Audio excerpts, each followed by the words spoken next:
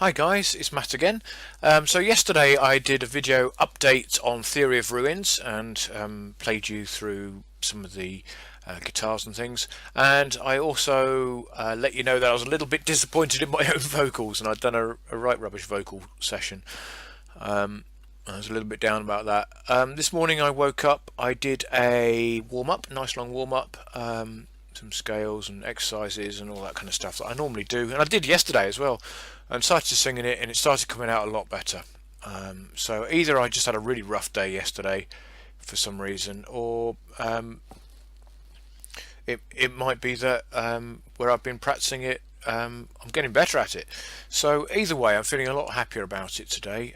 It's still not perfect. I will record it again, but I think if I keep practicing it for a few more days, I'll be able to get a really good recording out of it. I've been practicing quite a lot today because I've got the gig tonight, and I'm going to do a few of these songs from the new album and just try them out and see what happens, really. So it's a bit interesting. When I say interesting, I mean scary. It should be fine. So what I thought I'd do is the vocals that I recorded today. I'm going to do them again, as I said, but they're not bad. But what I will do is I'm going to use them as an opportunity to show you the kind of processing that we would do, or I would do, on vocals when I'm recording, to give you an idea of what's possible, what isn't possible, and yeah, hopefully you'll find it interesting. I'll try and keep as verbal as I can for anyone listening on SoundCloud or Spreaker, but it is going to be a little bit visual in places. Okay, so first of all, here are my vocals plain with no effects on them whatsoever.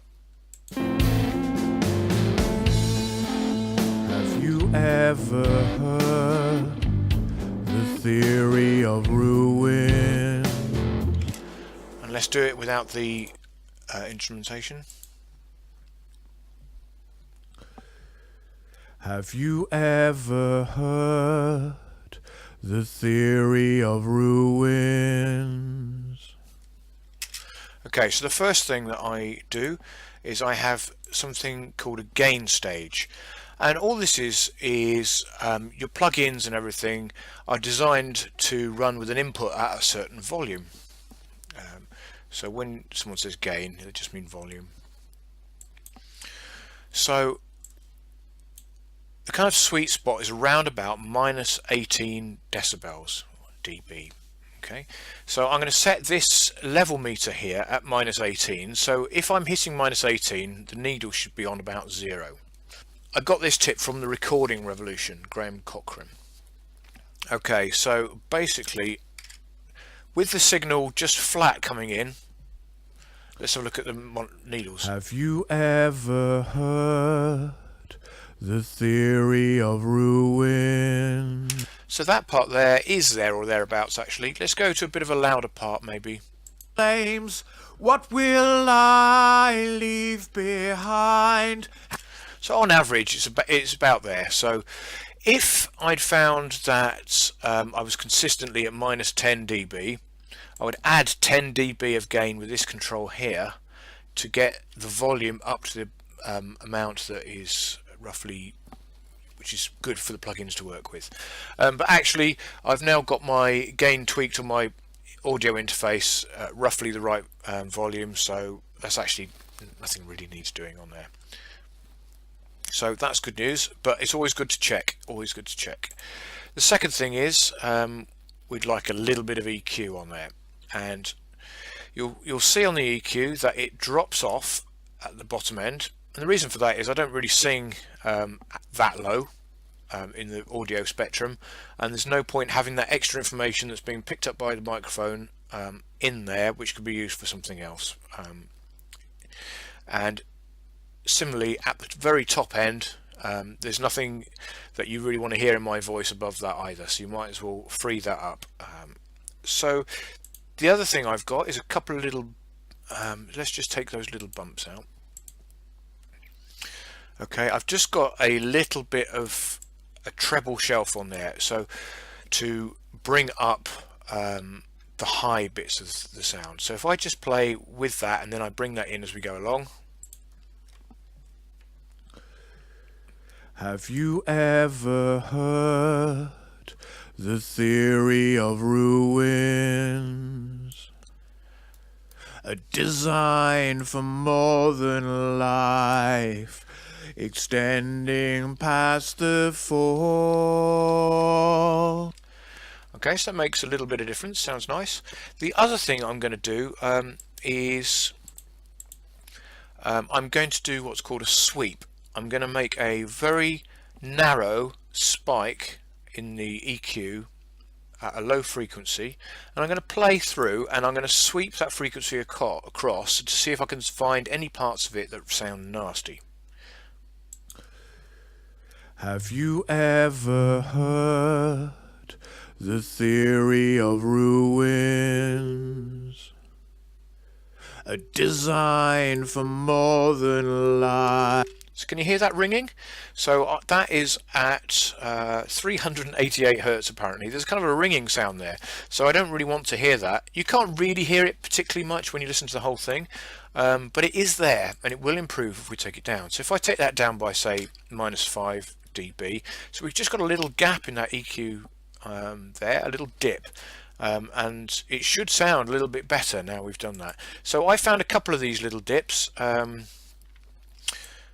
which I'll put back in again now, and they should take out just some of those resonant frequencies that don't sound so good. The other thing I've got on here, on my last album, I'm conscious that the way I mixed it and produced it was very clean. On my vocals I do put a bit of saturation on there, a bit of distortion, just to give it a bit of a crunch and make it sound a bit like more like an old-fashioned recording rather than something clean and clinical. Somehow it's more pleasing to the ear. And I was using a plugin, just a normal saturation plugin in Ableton, but I'm now using one from Waves. They had a sale on, so I bought this thing called the TG12345, and it's a simulation of a massive console at Abbey Road that some amazing stuff is recorded on, Beatles and Pink Floyd and things like that. So if I turn that on, I've got a little bit of drive on here, so that's just a little bit of distortion. I've got a flat EQ and I've got a compressor on, and all that's going to be doing is the quiet bits. It's going to be essentially bringing up in well, in fact it's the other way around. The loud bits is actually going to bring down in volume a little bit, so you get a more balanced sound. And that's pretty much all I've got on here at the moment. So this is it with the EQ and just going through a little bit of grit on the console. Have you ever heard the theory of ruins? You'll also notice that I'm monitoring the output from this console. It's actually going into the red at times there. That might sound bad, but actually with the old consoles you kind of get a nice warmth that comes through when you start doing that, as long as you don't go too far overboard. So I'm keeping an eye on that, but it's actually sounding quite nice, that. And so let's play it without. Have you ever heard? And with. Have you ever heard? So there we go, just with those few little tweaks. I'll go through and really polish this up when I'm in the kind of mixing phase later, but that's where we are at the moment. So already that's a considerably nicer vocal sound. Okay, so what else can we hear? Can you hear me coughing? So you can hear my coughing, smacking my lips, and then breathing. That's no good, is it? You don't want that in a record. And to be honest, the easiest thing to do here is just to shorten the WAV file so that it comes in later. So if we do it from the same point, nothing, nothing, nothing. Have you ever heard? So we've missed out all the lip smacking and everything now, so that's good. But it's still a bit of a breath, and it's quite sharply into the breath because I've actually chopped it, so it's coming in halfway through it. So I'm going to put a fade on here, and I'm just going to make it so it's going to fade in rather than come in sharp. So we should still get some of the breathing, and you kind of want that to make it sound natural, but it shouldn't be quite as shocking. Have you ever heard the theory of ruin? So that sounded a lot better. Okay, so there's also a breath. You could hear a big breath in between the two phrases there. So all I'm going to do is go to a utility plugin, go to the gain, and I'm going to make basically a U shape. I'm going to drop down the gain, that's the volume, at the point that I'm breathing, and make that into a U shape. So the volume will go down and back up again, ready for the next phrase. Heard the theory of ruin. So a bit more perhaps. Heard the theory of ruin. Oh, and the reason that didn't make any difference at all is because I haven't actually got that plugin turned on. 1 second. There we go. I was thinking this isn't working. The theory. In this case, it's far too much now. The I've got it too long, haven't I? So let's do that again. So it can take a little minute just to get it in the right place. the theory of ruin. So I'm kind of rushing this a bit, but we'll get there. Heard the theory of ruin. So to me, that's better. You can still hear the breath, but it's nothing like it was. So it sounds kind of natural because you do expect to hear singers breathe. But yeah, a lot more natural. So you go along and you do that all the way through. Let's see what else we can hear. I won't go through and do that all right now. Have you ever heard?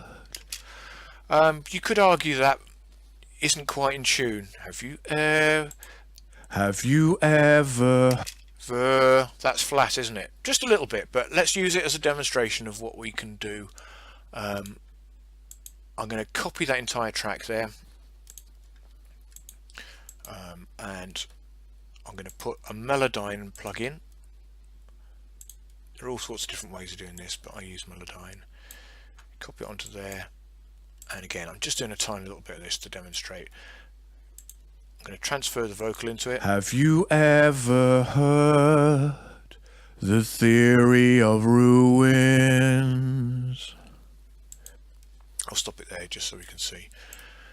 Okay, so now we get a visual representation of what I'm singing here, and against the notes, which is dead clever, really. Have you ever heard? So that ver is the offending article, and if we look, it is actually very flat. So I'm going to move that up. This is just like I think I showed you on the bass, didn't I? I'm going to bring it up there, see what that sounds like. Have you ever heard? Yep, that's good. Have you ever heard?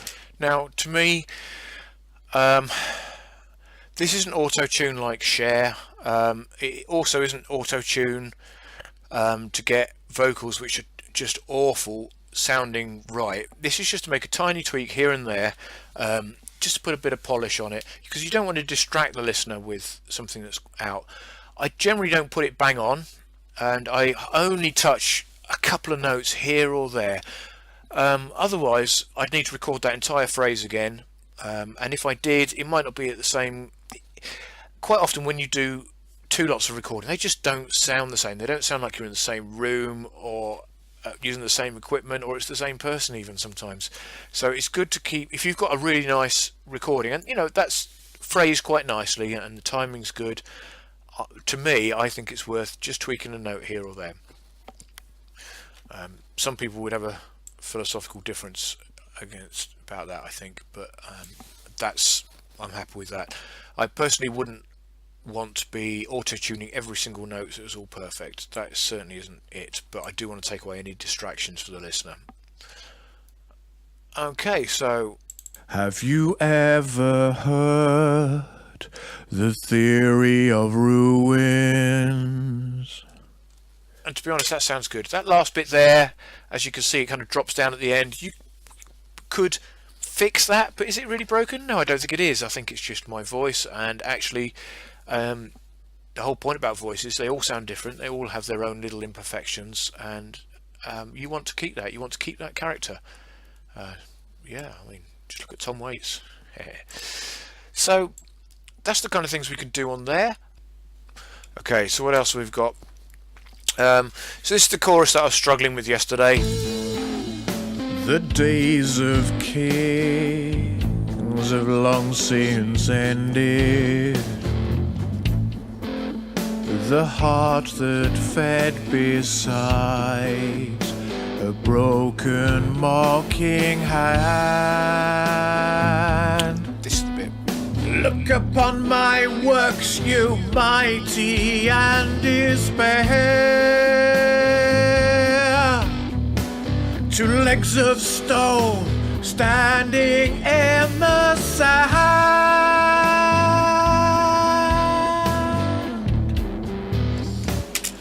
So hear that fade at the end? That was me backing away from the microphone. It gives a nice effect. So it's still not perfect by any stretch of the imagination, but it's so much better than yesterday. I'm feeling quite encouraged. It may be that I sung far too much at the beginning of the week, and my voice was rebelling slightly. This is what's really annoying. I feel like I should be able to just bang this out. That's really not that high. So I'll keep practicing it, and I suspect during the next few days I'll get a really good version of that coming out. But already it's tons better than it was. So there we go. Hopefully that frustration will come out. And when I've got a decent version out there, I'll go through, take the breathing out, move any timing around if I was singing slightly out of time, maybe tune one or two notes if they're really jarring and sticking out. Otherwise I'll leave it sounding like a real human singer, which I think is probably a good thing. Okay, so that's it. That's vocals on Theory of Ruins. It's definitely a work in progress, but I think it's really promising, and I think it's going to be very cool when it's done. Alright, speak to you soon. Bye.